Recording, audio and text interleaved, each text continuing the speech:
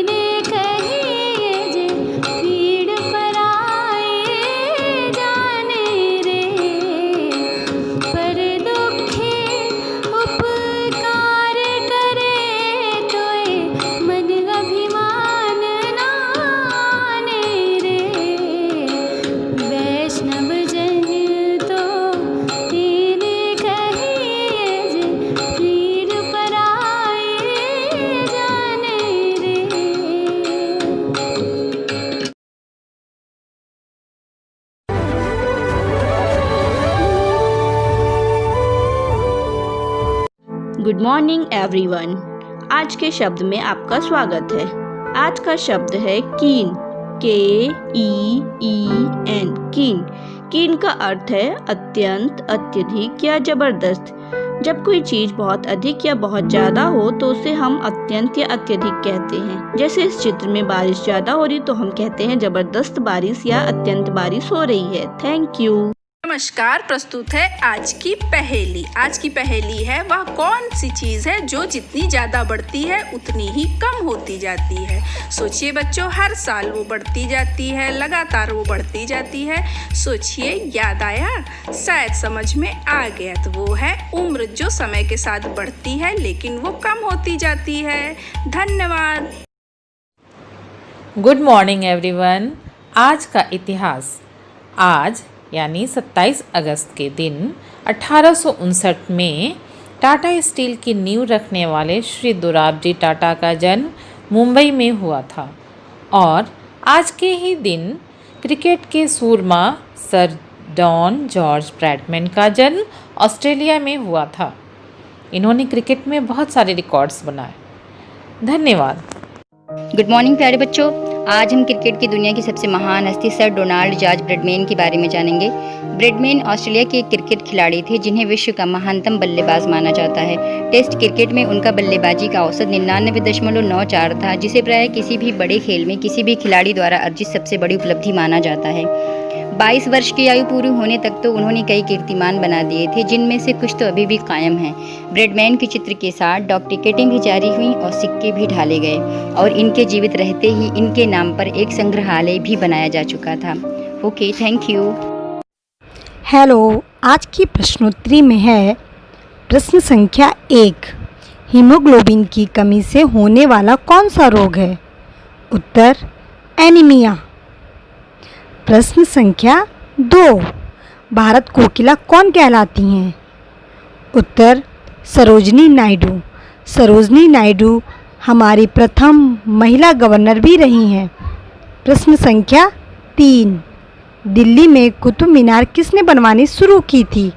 उत्तर कुतुबुद्दीन ऐबक, लेकिन इसको पूरा उनके दामाद इल्तुतमिश ने करवाया था। प्रश्न संख्या 4। बनारस हिंदू विश्वविद्यालय के संस्थापक कौन थे? उत्तर Madan Mohan Malviya.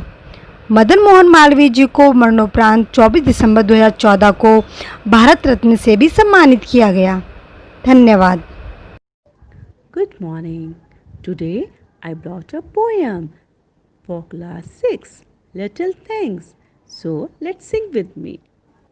Little drops of water, little grains of sand, make the mighty ocean and the pleasant land. So the little moments, humble though they be, make the mighty ages of eternity. Thus our little errors lead the soul away from the path of virtue, far and sin to stray. Little deeds of kindness, little words of love, help to make earth happy like the heaven above. Thank you. Good morning children, let's enjoy today's time. Rain, rain, go away, come again another day. Little choo-choo wants to play. Rain, rain, go away. Rain, rain, go away, come again another day. Little cha-cha wants to play. Rain, rain, go away. Rain, rain, go away, come again another day. Little Chiku wants to play. Rain, rain, go away. Rain, rain, go away, come again another day. Little Chica wants to play. Rain, rain, go away. Rain, rain, go away, come again another day. All the friends want to play. Rain, rain, go away. Thank you. सुप्रभात। आज की अच्छी आदत का विषय है अच्छी संगत। आपने यह कहावत तो सुनी होगी कि खरबूजे को देखकर खरबूजा रंग बदलता है। इस कहावत का अर्थ है कि संगत का असर हर किसी पर कम या अधिक होता ही है। बच्चों की आदतों पर उनके भाई बहनों और मित्रों के व्यवहार और तौर तरीकों का बहुत असर होता है। बच्चे ज्यादातर बातें अपने भाई बहनों व अपने माँ बाप को देखकर ही सीखते हैं। संगति का जीवन में बहुत गहरा प्रभाव पड़ता है। ऐसा भी कहा जाता है, संगत से गुण होत हैं, संगत से गुण जात। नेक संगति से मनुष्य जहाँ महान बनता है, वहीं बुरी संगति से उसका पतन भी हो जाता है। इसलिए हमें अच्छे और नेक संगति के लोगों की ही संगति में रहना चाहिए। धन्यवाद। सुप्रभात। आज की हमारी कहानी है अजनबियों पर विश्वास ना करो। एक राजा के शयन कक्ष में मंदरी सरपड़ी नाम की जू रहती थी। रोज रात को जब राजा सो जाता तो चुपके से बाहर निकलती और राजा का खून चूसकर फिर अपने स्थान पर जा छिपती। एक दिन अग्निमुख नामक खटमल भी राजा के शयन कक्ष में जा पहुंचा। जू ने उसे वहां से चले जाने को कहा, लेकिन खटमल भी कम चतुर न था। बोला, देखो, मेहमान से ऐसा बर्ताव नहीं किया जाता। आज रात मैं तुम्हारा मेहमान हूँ। जू खटमल की चिकनी चुपड़ी बातों में आ गई और बोली, ठीक है, तुम रात भर रुक सकते हो, लेकिन राजा को काटोगे तो नहीं? खटमल बोला, लेकिन मैं तो तुम्हारा मेहमान हूँ, मुझे कुछ तो खाने के लिए दोगी, और राजा के खून से बढ़िया और क्या हो सकता है? जू बोली, ठीक है, तुम चुपचाप राजा का खून चूस लेना, लेकिन राजा को पीड़ा का एहसास नहीं होना चाहिए। खटमल बोला, जैसा तुम कहोगी वैसा ही होगा, और वह राजा का इंतजार करने लगा। रात होने पर राजा आया और बिस्तर पर पड़कर सो गया। खटमल सब भूलकर राजा को काटने लगा। ऐसा स्वादिष्ट खून उसने पहली बार चखा था, इसलिए वह राजा को जोर जोर से काटकर खून चूसने लगा, जिससे राजा के शरीर में तेज खुजली होने लगी और उसकी नींद उचट गई। उसने क्रोध में अपने सेवकों से खटमल को ढूंढकर मारने को कहा। यह सुनकर चतुर खटमल पलंग के पाए के नीचे छिप गया, लेकिन चादर के नीचे छिपी जू सेवकों के नज़र में आ गई और उन्होंने उसे मार डाला। इस कहानी से बच्चों हमें यह सीख मिलती है कि अजनबियों पर कभी विश्वास नहीं करना चाहिए। धन्यवाद। आज की हमारी सामाजिक समस्या बाल श्रम। एक कली के फूल बनने से पहले ना तोड़ना उसे, उसकी खूबसूरती खो जाएगी।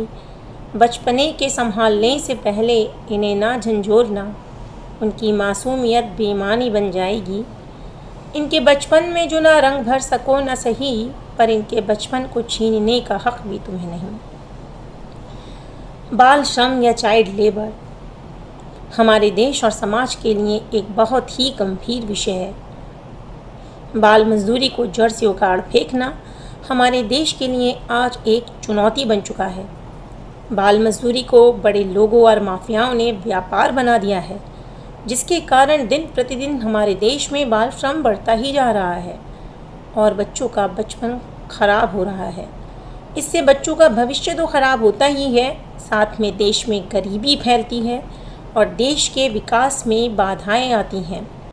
बच्चों का बचपन कहीं खोता जा रहा है, ईंट-गारों में कहीं दबता जा रहा है। बाल श्रम पूर्ण रूप से गैर कानूनी है। भारत के संविधान 1950 के 24वें अनुच्छेद के अनुसार 14 वर्ष से कम उम्र के बच्चों से मजदूरी, कारखानों, होटलों, ढाबों, घरेलू नौकर इत्यादि के रूप में कार्य करवाना बाल श्रम के अंतर्गत आता है। अगर कोई व्यक्ति ऐसा करता पाया जाता है तो इसके लिए उचित दंड का प्रावधान है।